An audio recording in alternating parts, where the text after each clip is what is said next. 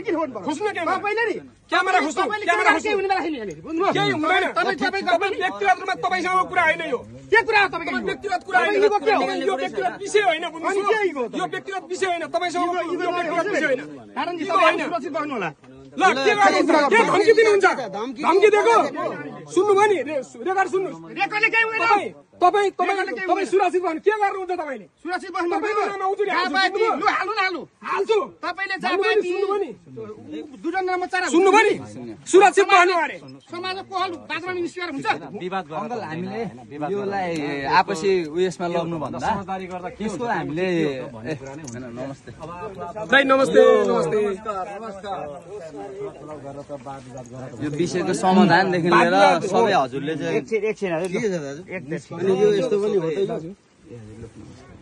ज्यान सुरक्षा गर्नु भनेर भनिसक्नुभयो कसले चाहिँ सुनाउने तपाईँले भनेको हो कि रेकर्ड छ सुरक्षित रहनुस् भने हो त्यही हो ज्यान सुरक्षित भनेको त्यही हो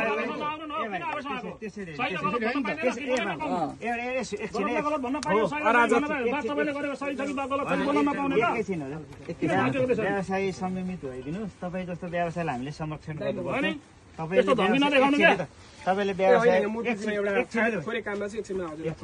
तपाईँले व्यवसाय गरेकोले गर्दाखेरि राज्यले कर पाएको छ हाम्रो गाउँठाउँको साथीभाइहरूले काम रोजगारी पाउनु भएको छ यसलाई अब एउटा कुरो के हुन्छ भनेदेखि मलाई पनि निकै दबाब आएको छ मैले पालिकालाई मैले तर्साइराखेको पालिकालाई मैले भनिराखेको हामीलाई 2 गतेदेखिको 2 गते नै चिठी आएको छ 2 गते लेखेको चिठी आएको छ कम्तीमा 3 गते कि 3 गते 4 गतेतिर चाहिँ मैले हात परेको छ त्यहाँ अस्तिको दिन हो के अरे चिठी चाहिँ अब डेट अगाडि राखेर पछाडि चिठी पठाएको अनि हामीले यो स्थलगत अनुमान गरेर अध्ययन गरेर त्यसै प्रतिवेदन पठाउनु भनेको थियो अब हाम्रो कुन संविधानको कुन धारा कुन बुँदा कुन स्थानीय सरकार सञ्चालनको कहाँ कुनमा लेखेको छ अब हामीले चाहिँ अब त्यो के अरे चाहिँ स्टडी गरेर चाहिँ ऊ पठाउनु के अरे चाहिँ प्रतिवेदन पठाउने बुझाउने भनेर एउटा कुरो पालिकामा रासो फाँड छ उपाध्यक्षको कामै यही हो हेर्ने हो काम कर्तव्य अधिकार साथीहरूलाई अझैसम्म थाहा छैन आफ्नो काम कर्तव्य अधिकार त हेर्नु पर्यो नि त बुझ्नु पर्यो नि त 4 पाङ्ग्रामा चाहिँ हरण सवार गर्ने अनि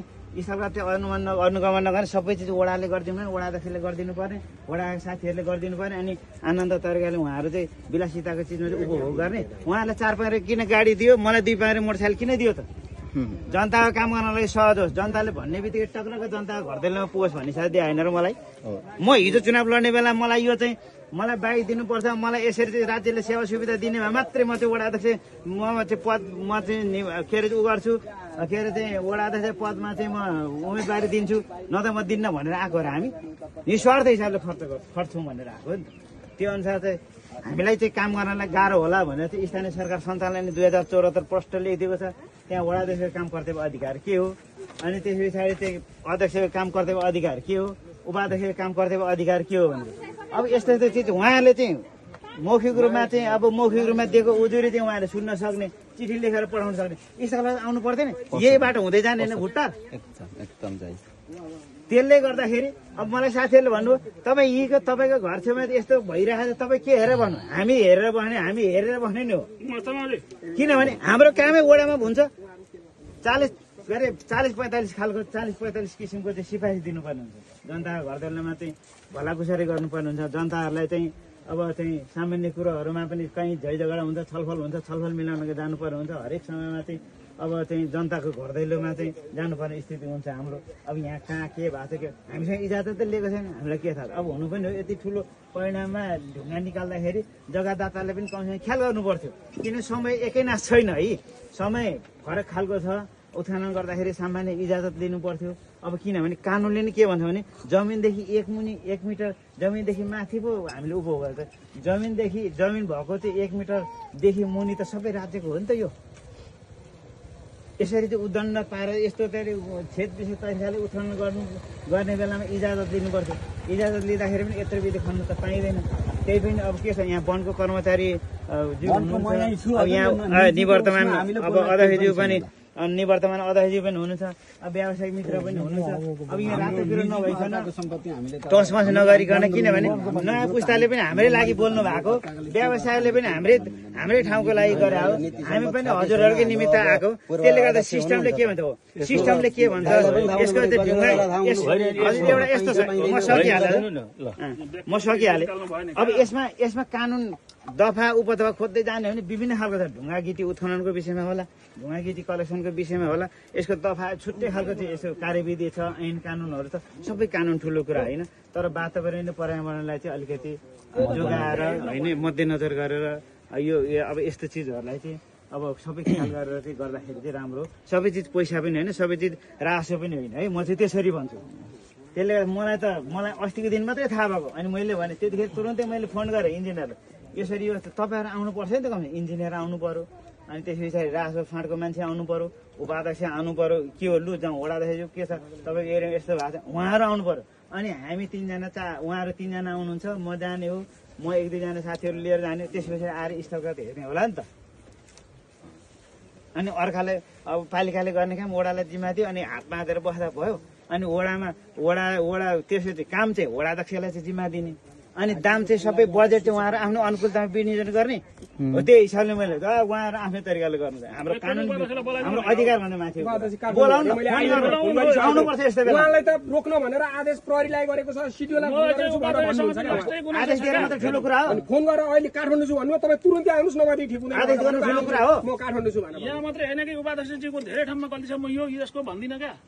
उपाध्यक्षज्यूले हाम्रो मैले के कामको लागि गयो भने सोध्नु त त्यहाँ छोराको बिहे थियो, त्यही भएर होइन, ठिक छ।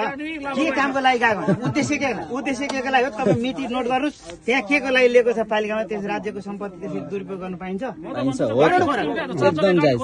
मलाई पनि घाँस काट्दा घाँस ओसार्नु मन लाग्यो होला, ओसार्नु मन लाग्यो होला, मोटरसाइकल म गरौँ ल, हुन्छ दिन्छ।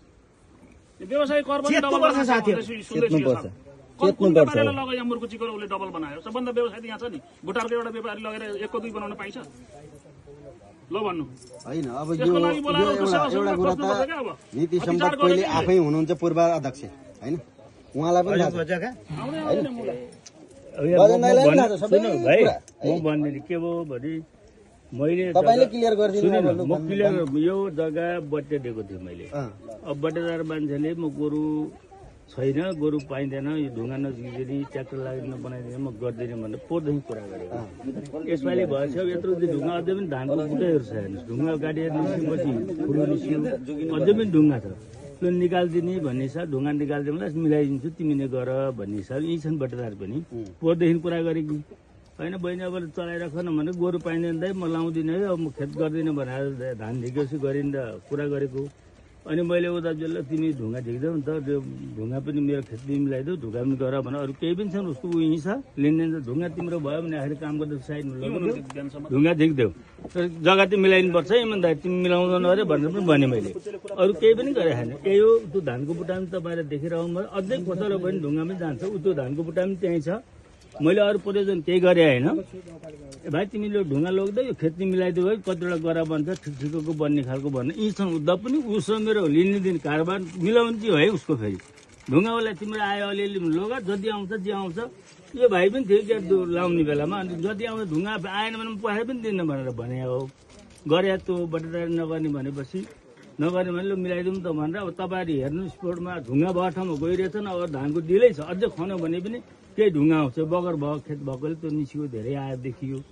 अब यसलाई मैले के भने यति नाथे खेतलाई के अब मिलाउने गरेर सबै मान्छेहरूले गरिरहेछन्, ऊ त्यो मास्टर झिकिरहेछन्, गाउँलेहरू झिकिरहेछन्। अब के यो मलाई गरेर मिलाउने के त के हुन्छ यसो माटो तलमाथि मिलाउने भन्ने हिसाब हो, बेच्ने हिसाबले हो नि त।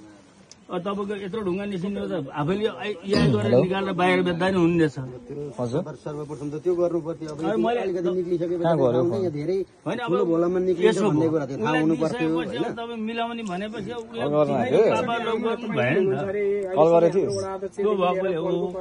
यो नमिलाउनु भन्नु त भने मात्र साइलाएर जग्गा मिलाइन्छ, भरे उतो पहिलेको मेरै ढुङ्गा हो।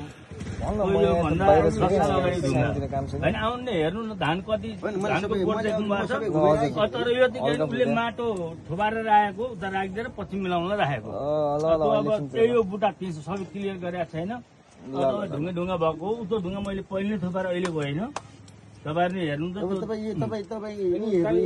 हजुरले एउटा कुरा के चाहिँ बुझिदिनुहोस् भने ठिक छ ढुङ्गै निकाल्नु के अरे यो सम्याउनकै लागि गर्नुभयो तर यो ढुङ्गा निस्केको ढुङ्गा त यहाँ त स्थानीय तहलाई त राजस्व त तिर्नु पर्दो हो नि त हिजो हजुरले पनि राजस्व कलेक्सन गर्नु हो अनि तपाईँले यसको राजस्व तिर्नु भएको छ यो ढुङ्गाको राजस्व तिर्नु भएको छ अनि कसले लान्छ कसले तिर्नु पर्यो नि त यहाँ लानेलाई त तिराउनु पर्यो नि त राजस्व हो कुरा यो उहाँ कानुन पढेर आएको छु भनेर भन्नुहुन्छ कुन कानुन पढेर आउनु राजस्व तिर्नुपर्छ पर्दैन मैले ढुङ्गा पैसा पनि ल्याएको छैन हो कुरा यो मेरो राजस्व तिर्नु व्यवसायीलाई तपाईँ मास्टर पनि व्यवसाय गर्छ व्यवसायीलाई ढुङ्गा एउटा तपाईँले मेहनत गरेर ढुङ्गा दिनु पर्यो होला नि दिनु पर्यो नि ढुङ्गा राजस्व तिर्नु पर्यो पालिकाले राजस्व तिर्नु हामी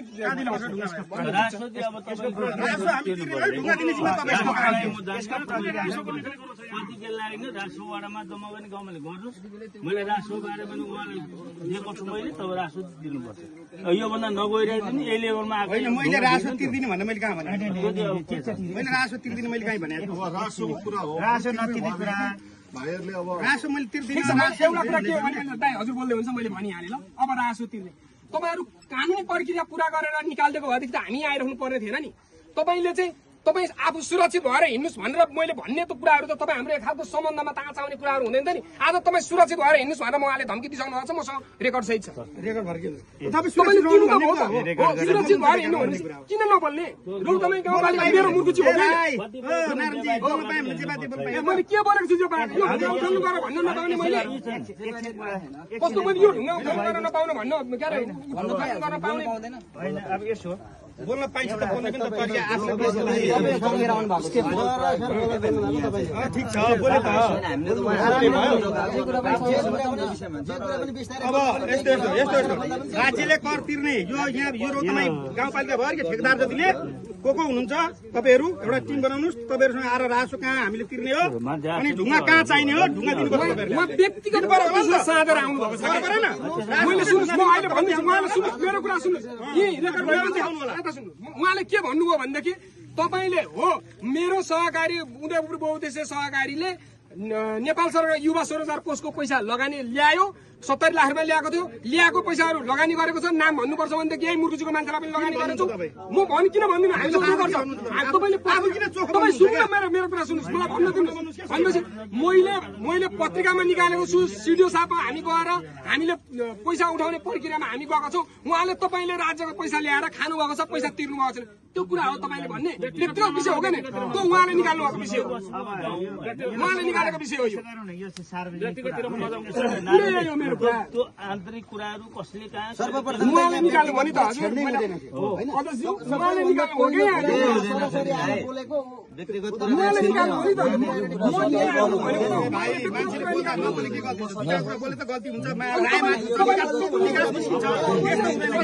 हत्या गर्ने हत्या हुँदैन किन हुँदैन यो त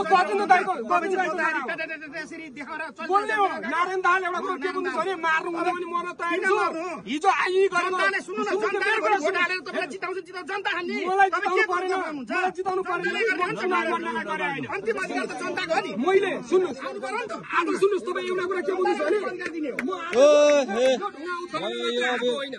मैले हिजो पनि मुर्कुजीको यो उहाँ धौला हो के त माथि पनि म एक्लै आएको मान्छे हो अब नारायणजी यसो गरौँ अब जसले जे जे भने पनि अब हेर्नु मनोज दाइ यसलाई विकल्प सरासर गलत हो गलत छ अथोरिटी बिना कसैले पनि यो उत्खनन गर्न पाइँदैन पनि भयो त तपाईँ धानको नसरी बिना नकाट भन्नु कस्तो कुरा गर्नु एकछिन होइन त्यो कुरा होइन सुन्नु म अरूसँग चलेको छैन। म यहाँको भाइहरूसँग मलाई केही आपत्ति छैन। सबैभन्दा आपत्ति किन आपत्ति छ भने नारायणदाले खबरदारी गर्छ नै भएर आपत्ति हो। म भिजनमा केही चाहिँ उठाइदिनुहुन्छ, मान्छे पर्लाङ तल झारिदिनुहुन्छ। के हो त्यो? के हो? कसलाई झार्दियो? मैले कसलाई झार्दिएँ? तपाईँलाई झार्दिएँ? झारेको छन् प्रमाण।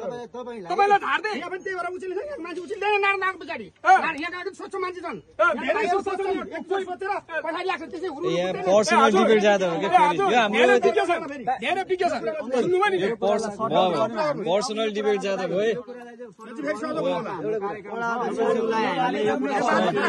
तपाईँ कुरा के गर्नु छ? मैले बनाएको विशुद्ध मैले खेत बनाउनु लगाएको यहाँ अरूले बनाएको छ।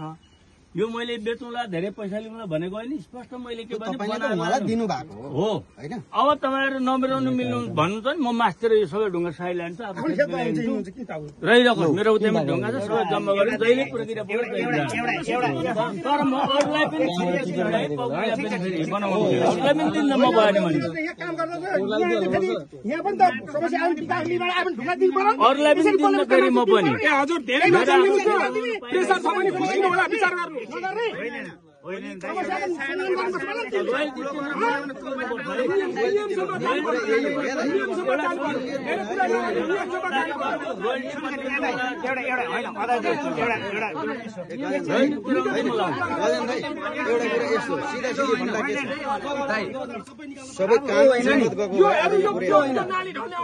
काम तपाईँको सिफारिसमा ल्याएको नाली होला, हेर्नुहोस् नालीको अवस्था के हुन्छ अवस्था। यो नाली खन्ने नै होइन नि त म माटो नमिले यति रोप्छु त धान दाइ यसो होइन नि दाइ एउटा कुरो नि जति चर्को तरिकाले बोले पनि बिस्तारै होइन ठिक छ एउटा कुरो अब यो प्रक्रिया गलत छ भन्ने कुरो सबै प्रष्टिसक्यो होइन। अब यो हामीले पनि ममा भनौँ न यो प्रक्रिया मिचेर बनिएको कुराहरू यसलाई चाहिँ कानुन अनुसार जाने हो भने यसले दण्ड गरे पनि अर्कैतिर जान्छ एउटा कुरो। दोस्रो कुरो अब यो राज्यको लगानीबाट बनेको संरचनाहरू हामी उपभोग गर्ने सिलसिलामा कहीँ धराशायी भएछ भनेदेखि कहीँ धराशायी हुने हिसाबले उपभोग गर्नु हुँदैन थियो। यो नाली पनि लामो दूरीसम्म यस्तो भएको छ, नालीलाई पनि ख्याल गर्नुपर्छ। यसलाई नाली चाहिँ तुरुन्तै गरिहाल्छ किनभने यो माटो यो कम्प्याक्सन भएर भइरहेको निर्माणलाई क्षति नपुग्छ त्यति गर्न पाउँछ गर्नुहोस् जिम्मेवारी को भन्ने कुरा त्यो हो क्या हाम्रो कुराले अब्स्ट्याकल बनाउने होइन नि त यहाँ एउटा कुरो भयो। एकछिन दाइ अब मैले यहाँ होइन हाम्रो खासमा मिटिङ हो कि दिँदैनौँ भने एक खालको यो हुन भन्छ किनभने अब सबै ठाउँ यसरी आधार सबै यसरी डरलाग्दो तरिकाले उत्पन्न हुन्छ भने इजाजत लिएर पनि पाउने नपाउने भन्ने हिसाबले जानुपर्छ। एकछिन त सामान्य कसैले खेतको आँठा भत्काउँछ भने पनि अब उजुरै गर्दाखेरि पनि पाइयो, तर त्यसले कतिको ठहर्छ ठहर्दैन भन्ने कुरा हो नि त। त्यसले गर्दाखेरि अब पाउँदाखेरि सबैले पाउने नपाउने भन्दा पनि कुन हदसम्मको सबैले पाउने कुन हद भन्दा नआइसकेपछि चाहिँ लिगल हिसाबले चाहिँ कानुन प्रक्रिया जुटाउँछ भन्ने कुराहरू हामी सबैले बुझ्नु जरुरत छ। अब यसलाई चाहिँ निकास दिने कुराहरूमा अब राजस्वको कुराहरू भयो। राजस्व पनि एउटा कुरो के छ भने हामीले राजस्व कसरी लिने भन्ने कुरा हो। नम्बरी अवधिमा उत्खनन गरिसकेपछि इजाजत बिना उत्खनन गर्ने बित्तिकै जरिवाना दण्ड जरिवाना छ। हाम्रो वनको कर्मचारी सर हुनुहुन्छ, चाहे नम्बरी जेसी हो यो राज्यको सम्पत्ति भन्ने बुझ्छ नाममा एकैछिन त हजुर। दोस्रो कुरो अब तपाईँले जरिवाना के अरे राजस्व नै तिर्न चाहनुभयो भने पनि अब यसलाई अब प्रक्रियामा जानुभएको भाइ 1 रुपियाँ चाहिँ के अरे एक रुपियाँ कति पैसाको दरले सकेर यस्तो होइन प्रत्येक प्रक्रियामा जाँदाखेरि। अब अहिले प्रक्रियामा नजाँदाखेरि खोलाबाट सरासरी ल्याउनु भएको छ भनेदेखि अब सार्वजनिक जग्गाबाट चाहिँ ल्याउनु भएको छ भने तपाईँले लगभग 380 रुपियाँ कि कसै चाहिँ घन मिटरको हिसाबले के छ यसरी गरेर मलाई पनि थाहा छैन त्यसरी तिर्नुपर्छ भनेपछि अब यसको सोल्युसन तपाईँहरूबाट चाहिँ निस्कियोस्। किनभने अब उपरान्त यस्तो खालको पनि नगरौँ, किनभने सामान्य हो भने आँखा चिन्नु ठुलो तरिकाले चाहिँ यति ठुलो वृहत रूपमा चाहिँ उत्खनन भएको कारणले गर्दाखेरि सबैको चासोको विषय रह्यो। अब यसमा तातो पिरो चाहिँ रातो पिरो हुनुभन्दा पनि संयम भएर सबैले चाहिँ अप्नाउँ न। किनभने व्यक्तिगत कुरा यो सार्वजनिक कुरा हुँदा भने व्यक्तिगततिर गयो हामी थियो भने आग्रह पूर्व आग्रह थियो भने त्यसलाई छोडिदिउँ। त्यस्तो गर्नुहुन्न, व्यक्तिगततिर अन्यमा गएर चाहिँ छलफल गरौँ। तपाईँहरूको न्याय तपाईँहरूबाट जानकारी अब यो चिज एकछिन यस्तो यो चिज कहाँ गएर यो चिज प्रयोग पनि वास्तवमा हाम्रै विकासमा भएको छ। उद्धवले लानु भन्दा त्यहाँ लगेको छ। त्यो काम एकदमै हुँदैन। मैले हजुरले भनेको कुरा विकास निर्माणमा प्रयोग बरु के भने अब हेर्नु अलिअलि भन्दा पनि एउटा ढुङ्गा यत्रो आयो भने निकाल्दा भङ परिहाल्छ। निकाल्नै पर्यो त ढुङ्गा निकाल्ने भनेपछि बरु राजस्व के कति गर्ने उहाँलाई गर्न लाउँ जम्मा गर्न लाउँ होइन। यो आएको चिज होइन नगर्ने नदिने हुँदा पनि मास्टरले थाहा लानु। हजुरले भनेको कुरा हामीले सुन्नु मैले उहाँले भन्दै हुन्छ म कुरा उहाँ दाइलाई नै म यसको जवाफ दिएँ। मैले